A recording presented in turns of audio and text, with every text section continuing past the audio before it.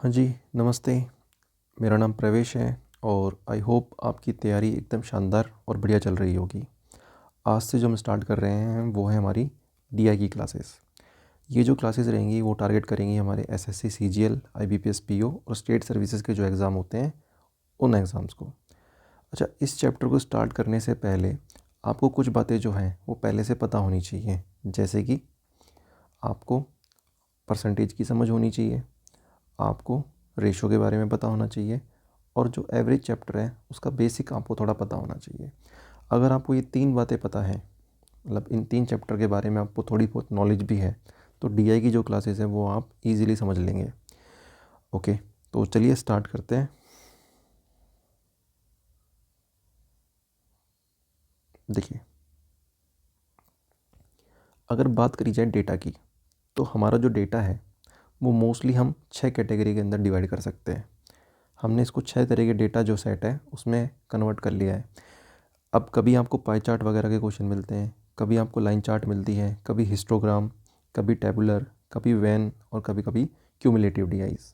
सो इस तरह का जो पैटर्न होता है वो हमें देखने को मिलता है हमारे क्वेश्चंस वगैरह में। आज का जो हमारा क्लास रहेगा वो मोस्टली टारगेट करेगा पाई चार्ट के बेसिस पे। तो पाई चार्ट पे किस तरह के क्वेश्चन बनते हैं, किस तरह से इस तरह के डीआई को हम सॉल्व करेंगे, आज हम पूरा का पूरा डिस्कशन पाई चार्ट पर करेंगे। ठीक है, बाकी के सारे क्लासेस आपको फर्दर आगे मिलते जाएंगे। ठीक है, तो आज पाई चार्ट के बारे में समझेंगे। और बिफोर स्टार्ट करने से पहले एक पेन और पेपर आप रेडी रखो। ठीक है, क्योंकि कुछ बातें इसमें पुरानी यूज़ होंगी और कुछ बातें मैं आपको एडिशनली बताऊंगा, तो वो आप लिखते जाइए साथ में। ठीक है, और देख लेंगे। देखिए, जैसा कि इसको स्टार्ट करने से पहले पाई चार्ट एक तरीके से डायग्राम जो है एक केक की शेप होती है। ठीक है, इसे ही हम पाई शेप बोल देते हैं।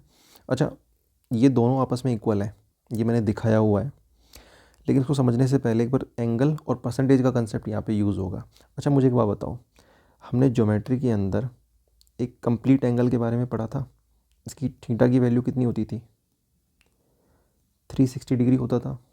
उसी चीज़ को यहाँ पे यूज़ करते हैं। देखो, अगर ये मेरा एक लाइन है, ये यहाँ से ट्रैवल करना स्टार्ट करेगा, वापस यहीं पे आएगा, तो कितना एंगल बनाएगा? एक minute, theta equals to 360 degree create करेगा। ठीक है, इतना क्लियर है हमें। इस एंगल को क्या बोलते थे हम लोग? Complete angle. ठीक है जी, ओके। अब बात करते हैं इस वाले सेगमेंट से। देखिए, इस सेगमेंट के मैंने कुछ हिस्से किए हुए हैं। जैसे आप बोलेंगे सर 1 2 3 4 5 6 7 8, 8 हिस्सों में मैंने इसको ब्रेक किया हुआ है। अब मैं इसमें कुछ परसेंटेज वैल्यूज़ डाल रहा हूँ। जैसे इस हिस्से की वैल्यू है 10%, इसकी है 20%, अगेन इसकी 10% है। कितना हो गया? ये 40 है। 5%, 5%, 5%, 5%, और ये कितना हो गया जी? 40, 60 और ये हो गया 40। अगर इन सब का सम करोगे आप तो परसेंटेज में सबका सम बनेगा जी 100%। तो इसका एक निष्कर्ष ये निकला भाई कि जो यहाँ से थीटा इक्वल्स टू 360 डिग्री है और यहाँ से जो परसेंटेज है, ये दोनों आपस में क्या रहेंगे? बराबर रहेंगे। तो आप एक कंक्लूज़न ये लिख सकते थे, ये वाला, ये आपके नोट्स में होना चाहिए। ये इतना इंपॉर्टेंट है। अगर आपने इसको समझ लिया है तो कुछ क्वेश्चन ऐसे होते हैं जो डायरेक्टली इससे सॉल्व हो जाएंगे। बस आप इतना याद रखिए फ़िलहाल कि अगर 100% है तो उसको एंगल की फॉर्मेट में लिखना है, तो 100% जो होगा वो 360 डिग्री के इक्वलेंट रहेगा। ठीक है जी, आगे बढ़े। देखिए, पहला क्वेश्चन है, आराम से रीडिंग करते हैं और एक एक चीज़ें इंटरप्रेट करते हुए चलेंगे, समझने की कोशिश करेंगे साथ के साथ। हिंदी वाले हिंदी में पढ़ लो, इंग्लिश वाले इंग्लिश में देख लो। ठीक है, देखो एक पाई चार्ट दिया गया है। ऑब्वियस सी बात है सर, पाई चार्ट तो यही इमेज होती है, आदित्य के खर्च को दिखाता है। ठीक है, आदित्य जो है कुछ पैसा कमाता होगा और कुछ उसका खर्चा करता है। आदित्य की जो इनकम है वो कितनी है? 54,000 रुपये। ठीक है, आदित्य कितनी इनकम कमाता है? 54,000 रुपये वो कमाता है और कुछ खर्च कर देता है। ठीक है, जैसे कि रेंट में 27 है, आने जाने यानी ट्रांसपोर्ट में अपना 15% है, फूड में 23 है, फ्यूल में 15 है, मिसलीनियस यानी मिसलिनियस का मतलब होता है हिंदी में अन्य, यानी ऐसे खर्चे जिनके बारे में पता नहीं है लेकिन वो 20% खर्चे हैं। ठीक है, इतना हमको बता दिया गया है। अच्छा, टोटल इनकम कितनी है? 54,000 है। अच्छा, अपने एक चीज़ सीखी थी, 1,000 को हम कैसे रिप्रेजेंट कर सकते हैं? तो इनकम को ऐसे लिख सकते हैं क्या, 54K। अब एक बात अगर आपने पहले अर्थमेटिक में पढ़ी हो, कोई भी आदमी इनिशियली कुछ कमाता है, ये अपने आप में क्या रहेगा, 100% रहेगा। तो मैं ये बोल सकता हूँ कि सर 54,000 जो है वो क्या है, 16%, सॉरी 100% के इक्वल है। ठीक है, इतना आराम से पहुँचा जा सकता था। आपसे क्वेश्चन में क्या पूछा है, how much does he spend on food. तो फूड में कितना खर्चा करता है? फूड में आप देख रहे हैं सर परसेंटेज में तो 23% है, लेकिन आप रुपीज़ में बताएंगे तो कैसे बताएंगे? 100% की वैल्यू कितनी है, 54,000 है, आपको 23% की वैल्यू चाहिए, तो कितना आएगा, 1%,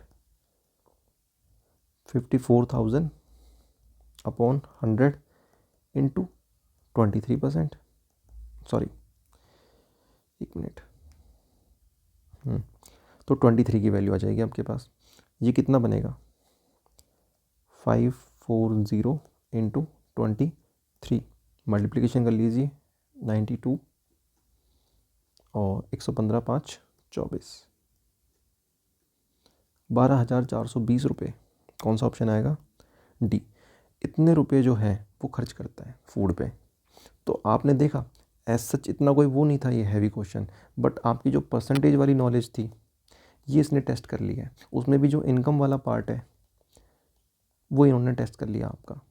ठीक है, अच्छा आपसे ऐसा थोड़ी है कि फूड ही पूछेगा, आपसे ट्रांसपोर्ट भी पूछ सकता था वो, आपसे रेंट पे भी पूछ सकता था, आपसे मिसलिनियस भी पूछ सकता था, आपसे फ्यूल भी पूछ सकता था। तो ये अप्लाइड क्वेश्चन बन रहे हैं, इसी एक क्वेश्चन में से और भी क्वेश्चन बन सकते हैं। ठीक है, तो चलो उनको देख लेते हैं एक बार, आ जाओ। देखो सेम क्वेश्चन है बट मैंने कुछ इसके अंदर अप्लाइड क्वेश्चन बना दिए हैं। अच्छा, आपको इतना पता था कि सर 1% की वैल्यू जो है वो कितनी है, 540 रुपये। ठीक है, रेंट पे कितना खर्चा करेगा, रेंट पे कितना खर्चा हो रहा है सर, 27% खर्चा हो रहा है। 1% की वैल्यू 540 है, 27% कितना आएगा, 27 इंटू 540, जो भी आएगा आपका आंसर है रेंट के ऊपर। अच्छा, फ्यूल की बात करें तो फ्यूल कितना खर्चा हो रहा है जी, 15% हो रहा है, तो 15 इंटू 540, यहाँ से आंसर आएगा आपका। अच्छा, ट्रांसपोर्ट पे कितना खर्चा हो रहा है, ट्रांसपोर्ट पे है जी 15% है, तो 15 इंटू 540 आंसर आ जाएगा। ऐसे ही फूड, फूड पे कितना खर्चा हो रहा है, 23% है, तो 23 इंटू 540। देखो मैं क्या कर रहा हूँ, मेरे को 1% की वैल्यू पता है, अब मुझे मान लो 27% की वैल्यू चाहिए थी, तो मैंने 27 इंटू 540, 15% की चाहिए थी तो 15 इंटू 540, ऐसे ही सेम मैंने किया हुआ है। मिसलिनियस कैटेगरी जो है, अन्य है जो, उस पर कितना हो रहा है, 20 इंटू 540। ये आपके पास कुछ ना कुछ नंबर आएंगे इस तरह से, आप इन सबको निकालना। ठीक है, और उन सबको जब एडिशन करोगे, टोटल करोगे, तो आपका जो नेट सम बनेगा वो कितना बनेगा, 54,000। ठीक है, ये आपका होमवर्क है और ये आप करना। ठीक है, मुझे आप इसका फीडबैक देना कि हाँ जी बात बन गई। ठीक है, अगर नहीं बनेगी बात, इसका मतलब सीधा सीधा है आपने कहीं ना कहीं जो है एरर कर दी है। ठीक है, चलिए आगे बढ़े। देखिए अगला क्वेश्चन क्या बोलता है, एक चार्ट दिया गया है 2021 में विभिन्न प्रकार की कारों के उत्पादन को दर्शाता है। बेसिकली एक कंपनी होगी, वो कंपनी क्या कर रही है, 2021 के अंदर उसकी कार जो है उसका प्रोडक्शन है वो दिखा रहा है। ठीक है, मान लो सुजुकी कंपनी है, एक वैगनोर बना रही है, ब्रेज़ा बना रही है, उसके अलावा आपकी और कौन सी होती है, एल्टो होती है, इस तरह की कारें जो हैं वो बना रही है 2021 के अंदर। इसी तरह को शो कर रखा है भाई, कैटेगरी ए है, कैटेगरी बी है, सी है, डी है और ई है। अब आपसे क्वेश्चन में क्या पूछा गया है, यदि वर्ष 2021 में कुल उत्पादन इतना इतना था, मतलब कि जी टोटल प्रोडक्शन, टोटल प्रोडक्शन कितना था 2 और काफ़ी सारे ज़ीरो है। कितने ज़ीरो हैं 2 2 4 5 बेसिकली 7 है, ठीक है 6 और एक 7, इतने सारे ज़ीरो हैं टोटल प्रोडक्शन। यानी इसको मैं परसेंटेज की फॉर्मेट में लिखूँ तो ऐसे लिख सकता हूँ कि 100%, क्योंकि जहाँ भी टोटल आता है इसका मतलब क्या होता है हमारे लिए, वो 100% होता है जी, ठीक है। इतना तो हम कर सकते थे। ओके, आगे क्या बोलता है 2021 में डी प्रकार, डी कहाँ पे है, ये येलो वाला है यानी ये वाला, उत्पादन का प्रतिनिधित्व करने वाले क्षेत्र का केंद्रीय कोण क्या है। अच्छा, एक नया चीज़ मिला है देखने को, क्या बोल रहा है ये, हमें सेंट्रल एंगल बताना है, किसका, डी टाइप के कार का, टाइप डी के कार का। अगर सर वो हमसे ये पूछता कि भाई डी टाइप की कार जो है वो कितनी बनी है नंबर्स के अंदर, तो आप क्या करते सीधा सीधा, सर 100% है हमारे पास, हम 20% की वैल्यू निकाल देते हैं। सही बात है, तो नंबर्स के अंदर तो गेम हो जाता आसान। लेकिन इस बार उन्होंने क्या पूछा है, हमें आप सेंट्रल एंगल बता दो, ठीक है। अच्छा, इसकी कहानी को हमने जस्ट अभी थोड़ी देर पहले देखा है, 1 मिनट रुको, देख रहे हो परसेंटेज में डेटा गिवन है आपको और डिग्री में पूछ रहा है, तो परसेंटेज और डिग्री का रिलेशन क्या होता है कि 100% जो है वो किसके बराबर है, 360 डिग्री के बराबर है, ठीक है। ये बात मैंने बोला था आपको, अब क्वेश्चन से समझ में आएगा, देखना। अच्छा, यही क्वेश्चन है, मैंने जगह बना दी थी थोड़ी। तो आपने एक बात देखी है कि सर 20 10 30 50 60 और ये 40 100, तो आप बोलेंगे जी 100% जो है ना वो किसके बराबर है, 360 डिग्री के बराबर है। हमें सेंट्रल एंगल बताना है किसका, टाइप डी। टाइप डी कितनी है, 20% है, तो 100% की वैल्यू कितनी है जी, 36 है, सॉरी 360 है। 10% की वैल्यू कितनी है, 36 डिग्री। 20 चाहिए तो क्या करते हैं, 2 से मल्टीप्लाई कर देते हैं, 20% कितना आएगा, 72 डिग्री। तो आपका जो आंसर बनेगा वो कितना बनेगा, 72 डिग्री, ठीक है। ये क्वेश्चन ऐसे हो जाएंगे। अच्छा, अप्लाइड क्वेश्चन बनाएं, छोटे मोटे क्वेश्चन बना के देखते हैं। अब मैं आपसे बोलता हूँ कि भाई मुझे जो है टाइप ए जो है, ए टाइप कौन सा है, ये वाला, जो ए टाइप कार है, जो ए टाइप की कार है, मुझे उनका एंगल बताना है। निकाल सकते हो, कैसे निकालोगे, देखो 100% अगेन कितना होता है, 360 डिग्री होता है। 10% चाहिए, एक एक ज़ीरो ख़त्म कर दो, कितना आएगा ये 36 आ जाएगा। 40% अगेन अब आपका होमवर्क है, ये सेंट्रल एंगल निकालना है, ये भी सेंट्रल एंगल आपका होमवर्क है। ये कितना आएगा ये निकालना है, और ये निकालना है कितना है। जितने भी ये सारे आ रहे हैं, इन सारे एंगल्स जो हैं इनका आप सम करना और मुझे बताना कि सम 360 डिग्री जो है वो बन रहा है कि नहीं बन रहा। अगर 360 डिग्री बन गया सबका सम, तब तो आपका आंसर क्या है, सारे के सारे करेक्ट है। अदरवाइज़ अगर 360 से थोड़ा ज़्यादा या कम कुछ ना कुछ बन गया, इसका मतलब आपने कर दी है फिर से एरर, ठीक है। तो आप इसकी बैक टेस्टिंग भी कर सकते हैं आराम से, ठीक है जी। आई होप इतना बढ़िया चल रहा होगा, सब समझ में आ रहा होगा। अगर नहीं आ रहा है तो एक काम करो, इस वीडियो को पॉज करो, थोड़ा सा रिवाइंड करो और ख़ुद से सॉल्व करने की कोशिश करो उन क्वेश्चनों को, क्योंकि बात तभी बनेगी। इसमें ऐसा कुछ है नहीं नया सोच सीखने के लिए, इसमें बस ये है कि आपने परसेंटेज पढ़ लिया है, रेशो पढ़ लिए हैं और एवरेज पढ़ लिया है, उन सब का एप्लीकेशन होना है, ठीक है, और उनको अप्लाई करना है बस उस नॉलेज को हमें। तो देखिए, बोलता है भाई एक पाई चार्ट मैंने दिया है, ठीक है। एक पाई चार्ट एक कार्य दिवस में, मतलब एक दिन का कार्य है, 1 डे वर्क, ठीक है, उसको शो करता है। गतिविधियों में एक छात्र द्वारा बिताए गए घंटों की संख्या को दर्शाता है, मतलब कि एक दिन है तो एक स्टूडेंट है वो क्या क्या काम करता है एक दिन में वो दिखा रहा है। तो बोल रहा है कि एक दिन में स्कूल में बिताए गए घंटों का प्रतिशत है। मान लो एक दिन में उसने स्कूल में कुछ डेज़ बिताए होंगे, तो डेज़ एक दिन के अंदर स्कूल में, ठीक है। ये परसेंटेज में बताना है तो क्या कर देंगे, 100 से मल्टीप्लाई कर देंगे। भाई एक दिन है, उसमें से स्कूल में कितने घंटे बिताए हमें ये बताने, ठीक है, और ये डेटा हमें परसेंटेज में कन्वर्ट करना पड़ेगा। अब कोई भी चीज़ अगर मुझे परसेंटेज में कन्वर्ट करनी है तो किससे मल्टीप्लाई करूँ भाई, 100 से करूँगा, ठीक है। ये तो बेसिक था, और जो भी आएगा वो मेरा क्या रहेगा, ये आंसर रहेगा। करें कोशिश। अच्छा, मुझे एक बात बताओ, ये क्या शो करता है, आवर्स और डे को। मैं थोड़ा सा जूम कर देता हूँ इस बात को, अब देखते हैं।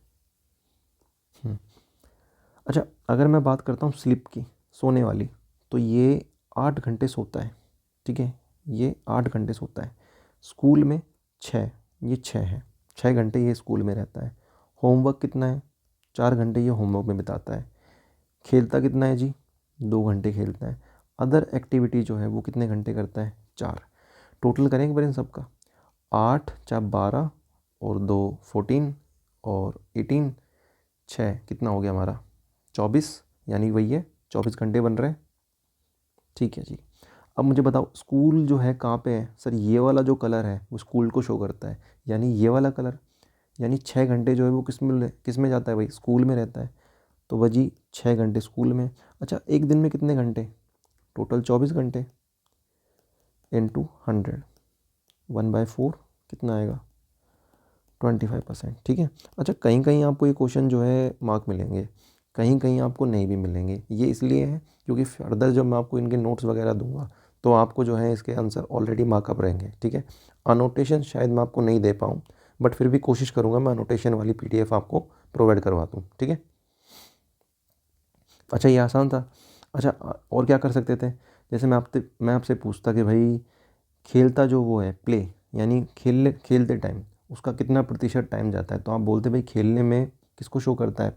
ये वाला 2 आउट ऑफ 24 इंटू 100 कितना आएगा? ये 12 है, तो लगभग 8.33% आएगा। ये आपने पढ़ा भी होगा, 1/12 कितना होता है? 8 1/3% होता है, या फिर 8.33% होता है। ठीक है, ये आपके स्टैंडर्ड फ्रैक्शन वगैरह है। ठीक है, चलिए जी अगला क्वेश्चन करते हैं। आराम से रीडिंग करो, समझने की कोशिश करो इन चीज़ों को। एक पाई चार्ट दिया गया है, दुकान के लिए एक दिन में विभिन्न फलों की बिक्री का प्रतिशत दिखाता है। कुल मिला के बात यह है कि भाई एक कोई सेलर है और एक दिन के अंदर जो है कितने फल बिक जाते हैं उसको प्रतिशत में दिखाता है, यानी डेटा किस में शो करता है हमें? परसेंटेज में शो करता है। ठीक है।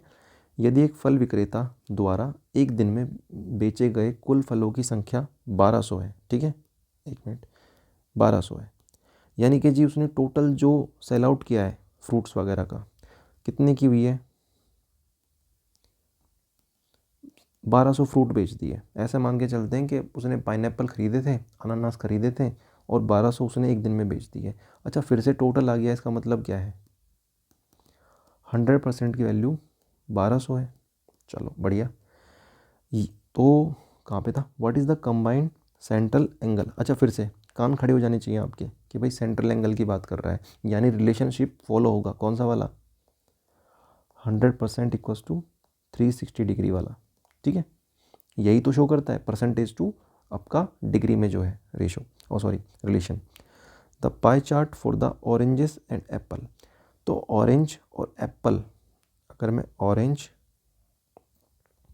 और एप्पल इन दोनों को मिला दूं तो इनसे एक एंगल बनेगा। उस एंगल की वैल्यू क्या होगी मुझे ये बताना है। ठीक है, तो पहले पता तो चले कि ऑरेंज है कहाँ पे और एप्पल है कहाँ पे। तो अब ये देखो भाई, ऑरेंज तो सर ये है और एप्पल कहाँ पे है? ये। तो ऑरेंज कौन सा होगा भाई? एक मिनट, ये ब्लू वाला एप्पल है, ये 20% है, अगर विजिबल नहीं है तो आपको। बनाना हमारा 40% है। ऑरेंजेस कितने हैं जी? 30% है। और स्वीट लाइम ये कितना है जी? 10% है। ठीक है, आपसे बोला है कि भाई एप्पल और ऑरेंजेस। ठीक है, देखो ऑरेंजेस और एप्पल। ऑरेंजेस कितने हैं हमारे? सर ऑरेंजेस जो है हमारे रहेंगे 30% और एप्पल कितने रहेंगे? 20%। तो 30% प्लस 20% कितना आएगा? 50% हमारा आंसर आएगा। लेकिन ये परसेंटेज में नहीं पूछ रहा है, ये तो पूछ रहा है किस में? एंगल वगैरह में। तो कोई बात नहीं सर, 100% जो होता है वो कितना होता है? 360 डिग्री होता है। हमें क्या चाहिए? 50 चाहिए। तो 2 का डिवीज़न कर दें, कितना आएगा ये? 50% और 180 डिग्री। आप चाहते तो इसी क्वेश्चन को आप यूनिटरी से भी कर सकते थे कि भाई 1% की वैल्यू मेरी 36 है, 50 की निकालनी है तो उसको मल्टीपल कर देते हैं। ठीक है, ये जैसे आपको ठीक लगे वैसे कर देना। ठीक है, सब्जेक्टिव होता है। हाँ जी, अगला क्वेश्चन देखो, एक पाई चार्ट दिया गया है, एक टेस्ट पारी के एक बल्लेबाज द्वारा बनाए गए रनों के प्रतिशत वितरण को दर्शाता है। बेसिकली एक क्रिकेटर होगा, सॉरी क्रिकेटर तो वो है बट वो एक बैट्समैन है, ठीक है। अब बैट्समैन ने एक पारी खेली है और उसमें क्या है, उसने कुछ रन वगैरह बना लिए। अब उन रनों के परसेंटेज को दिखाया गया है आपको। तो ये जो डेटा है सारा किस में, परसेंटेज में। ऑब्वियस सी बात है, शो भी हो रहा है सर जी। चार्ट का अध्ययन करो, अध्ययन कर लिया भाई, मतलब ओके, पढ़ लो इसको। और एक आंसर पूछा है आप, क्वेश्चन ये पूछा है, मतलब मेनली बात यहाँ से स्टार्ट हो रही है आपकी। यदि बल्लेबाज ने कुल 440 रन बनाए, अच्छा टोटल आ गया, इसका मतलब क्या बोल रहा है, 100% की वैल्यू कितनी है, 440 है, ठीक है। तो उसने चौके मारकर कितने रन बनाए, तो यानी उसके अनुसार जो फोर्थ लिए हैं वो कितने हैं। आप ये देख लो कि सर फोर्थ को कौन सा परसेंटेज शो कर रहा है, ये वाला शो कर रहा है, यानी ये वाला जो कलर है वो हमारा परसेंटेज को शो कर रहा है, और ये वाला कलर यहाँ से मैच कर रहा है, ठीक है। आजकल इस तरह के क्वेश्चन पूछने लग गया है, यहाँ पे आपको डेटा सेट देता है, ठीक है, और यहाँ पे उसी का वैल्यू देता है परसेंटेज में, ठीक है। तो आपको थोड़ा सा इसको देखना पड़ेगा। आपकी गलती 2 और ये 4 वाले में हो सकती है, एक कलर ये मैच कर रहा है और एक कलर ये मैच कर रहा है, ठीक है। बाकी आप थोड़ा ध्यान से देखोगे तो गलती होगी नहीं। वैसे 4 कितने हैं, 30% है। तो देखो 100% वैल्यू कितनी है, 440 है, कट गया। 10% की वैल्यू 44 है, हमें क्या चाहिए जी, 30% है। तो क्या कर दें, 3 से मल्टीपल वो कर देते हैं, गुणा दोनों तरफ। ये कितना आएगा, 120 12 132, ये आंसर आ गया आपका, ठीक है। आगे बढ़ते हैं। अच्छा, इसी के अंदर अप्लाइड क्वेश्चन भी कर सकते थे आप लोग। अब मैं आपसे पूछता कि भाई 6 मार के जो है, 6 कितने 10% है, तो भाई उसने छक्के मार के जो है कितने रन बनाए, तो ये भी आप निकाल सकते हो, ठीक है। मैं आपसे बोलता हूँ उसने भाई जो डबल्स लिए हैं, यानी 2 रन जो लिए हैं, वो कितने रन बनाए थे उसने। तो ये देखो आपको होमवर्क थोड़ा करना पड़ेगा खुद से। मैंने यहाँ पे एक क्वेश्चन करा दिया, आप इसी के अंदर से 3-4 क्वेश्चन बना सकते हो अपने हिसाब से, ठीक है। तो बस यही होती है अप्लाइड नॉलेज वगैरह। तो देखो अगला क्वेश्चन बोलता है भाई एक पाई चार्ट वगैरह है और इसमें स्टडी टाइम वगैरह को शो कर रखा है अलग अलग सब्जेक्ट के लिए, ठीक है। एक छात्र द्वारा विभिन्न विषय के अध्ययन को समय को दर्शाता है। पाई चार्ट का अध्ययन करें। छात्र ने अंग्रेजी के लिए 3 घंटे अध्ययन किया। अब देखो वो ये कहना चाह रहा है कि भाई मैंने जो इंग्लिश है उसको कितना टाइम दिया है, 3 घंटे दिए हैं। उसने गणित के लिए कितने घंटे अध्ययन किया है। अच्छा क्वेश्चन है, मतलब एक और नॉलेज बढ़ेगी आपकी। देखो इंग्लिश के लिए कितना टाइम दिया है जी, 3 घंटे। इंग्लिश के लिए परसेंटेज में कितना दिख रहा है, 15%। और गणित में कितना दिख रहा है हमें, 35%। अब देखो वो कह रहा है जी मैंने 15% जो टाइम है, जो कि किसका है, मेरा इंग्लिश का है, वो दिया है। परसेंटेज में 15% है, आवर में कितना है, 3 आवर्स है, ठीक है। क्या 3 का डिवीज़न कर दे सब में,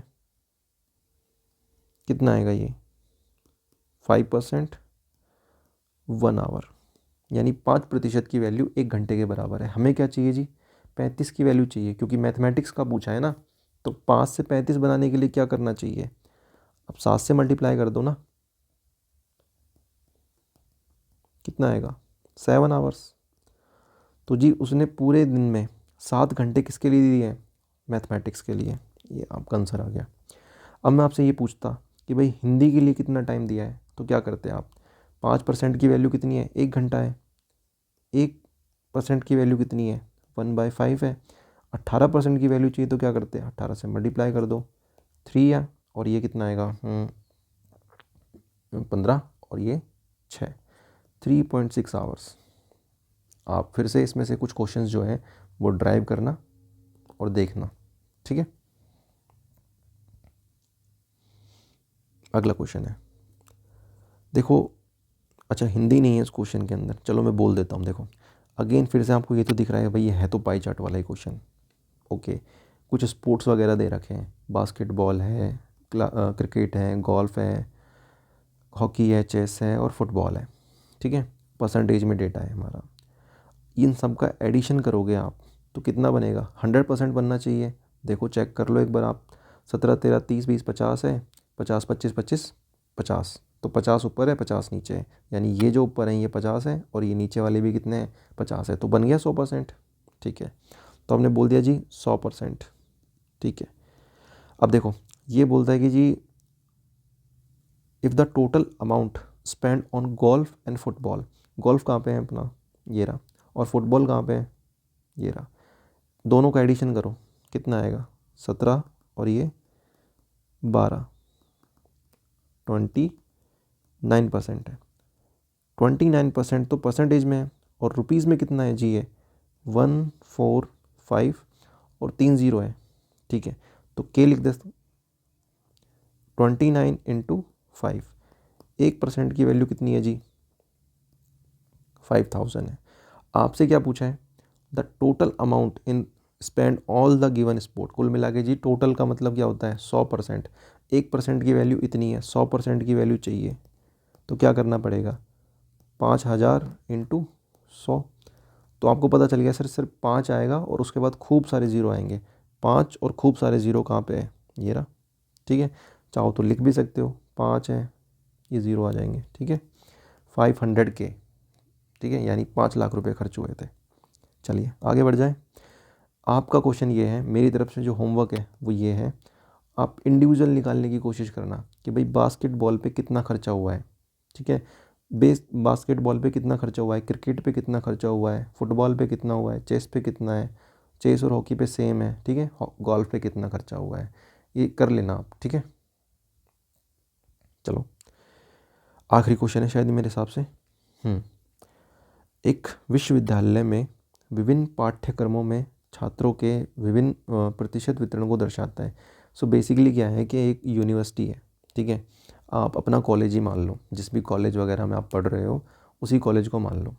अब उसमें कुछ बच्चे ऐसे होंगे जो बीबीए कर रहे होंगे, ठीक है, कुछ बच्चे ऐसे हैं जो बीएससी मैथ्स से होंगे, कुछ बच्चे ऐसे होंगे जो बीएससी फिजिक्स से होंगे, कुछ बीएससी इन केमिस्ट्री, कुछ बीएससी इन सी साइंस यानी कंप्यूटर साइंस होना चाहिए मेरे हिसाब से ये, और कुछ जो हैं वो बीकॉम कर रहे हैं। एक ही यूनिवर्सिटी है, ठीक है, एक ही कॉलेज है, उसमें अलग अलग स्ट्रीम के बच्चे हैं सारे के सारे। अच्छा, उसी विश्वविद्यालय में, उसी मतलब यूनिवर्सिटी में कुल छात्रों केवल लड़के और लड़कियां हैं, ठीक है, की संख्या कितनी है जी, 7000 है। मतलब अगर मैं बात करता हूँ उस कॉलेज में टोटल बच्चे कितने हैं, तो आप बोलेंगे जी 7000 बच्चे हैं। ठीक है, एक डेटा मुझे ये मिला। बीकॉम में 60% लड़कियां हैं। बीकॉम कहाँ पे है, ये रहा, तो इस बीकॉम के अंदर 60% क्या रहेंगी हमारी गर्ल्स, तो बचे हुए जो 40% है वो क्या रहेंगे हमारे बॉयज़ रहेंगे। सही बात है जी, ओके। और एक मिनट, और बीएससी इन कंप्यूटर साइंस में मेरे हिसाब से भाई कंप्यूटर साइंस ही होना चाहिए, अगर कुछ और भी होता है तो आप बता देना भाई। ठीक है, 40% लड़के हैं, यानी इसके अंदर 40% तो क्या है हमारे बॉयज़ हैं, तो 60% क्या हो गई गर्ल्स है। ठीक है भाई, परसेंटेज पड़ा हुआ है तो ही समझ में आ जाएगा, नहीं तो फिर क्या है, देखो आपको उसको टोटल मानना पड़ेगा, बीकॉम को टोटल माइनस गर्ल्स करना पड़ेगा, वो 40 आएगा। परसेंटेज पड़ा है तो आपको पता है कि हाँ जी ये 100% है, ये 60 है, ये 40 होना चाहिए। ठीक है, अच्छा, बीएससी इन कंप्यूटर साइंस और बीकॉम पाठ्यक्रम में मतलब उस जो स्ट्रीम है प्रवेश लेने वाले कुल लड़कियों का प्रतिशत, बीएससी इन कॉमन साइंस और बीकॉम, यानी यहाँ से भी सर हमें गर्ल्स चाहिए और यहाँ से भी हमें क्या चाहिए, गर्ल्स चाहिए। ठीक है, तो यानी जो टोटल गर्ल्स है इन दोनों स्ट्रीम की वो का प्रतिशत विश्वविद्यालय में प्रवेश लेने वाले कुल छात्रों का कितना प्रतिशत है, कुल छात्र कितने हैं जी 7000 इंटू क्या करना पड़ेगा 100, जो भी है वो हमारा आंसर है। ठीक है, एक मिनट थोड़ा सेपरेशन क्रिएट कर देते हैं। अब आपने बस ये जानना है कि मुझे गर्ल्स बता दो सर कितनी है, परसेंटेज में नहीं चाहिए मुझे, डेटा किस में चाहिए, ये तो नंबर्स में चाहिए।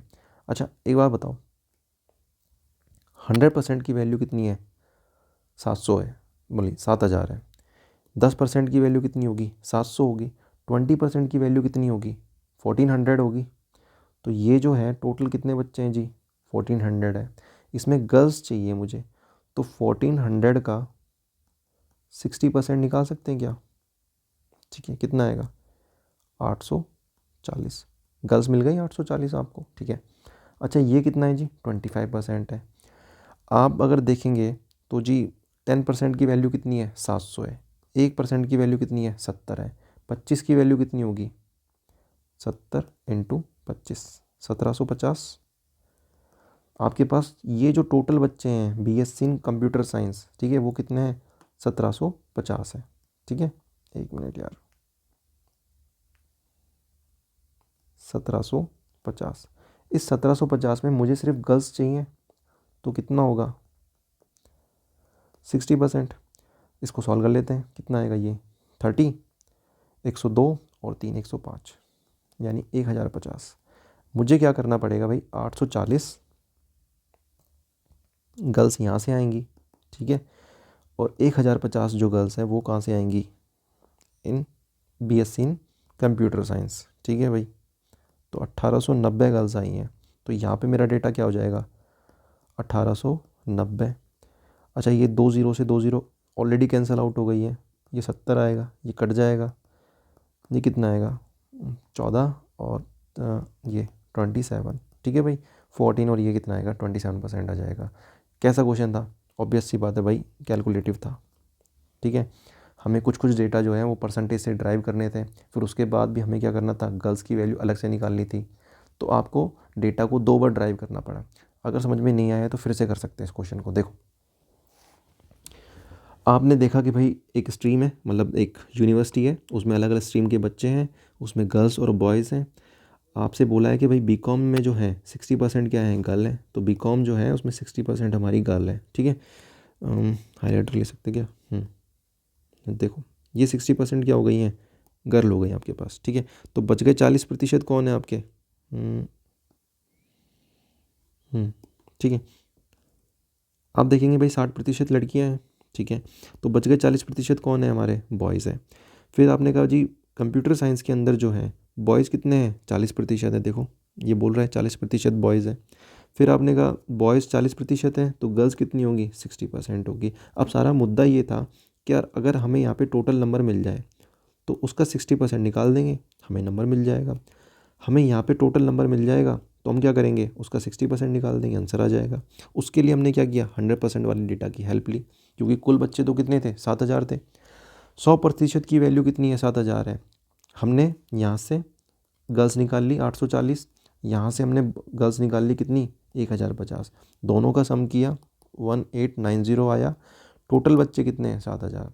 अब इसको सॉल्व करो, आपका आंसर कितना आएगा? 27% है, ठीक है। फ़िलहाल के लिए तो इतना ही रखते हैं, ठीक है। और थैंक यू वेरी मच। आपने इतना समय दिया उसके लिए भी थैंक यू वेरी मच।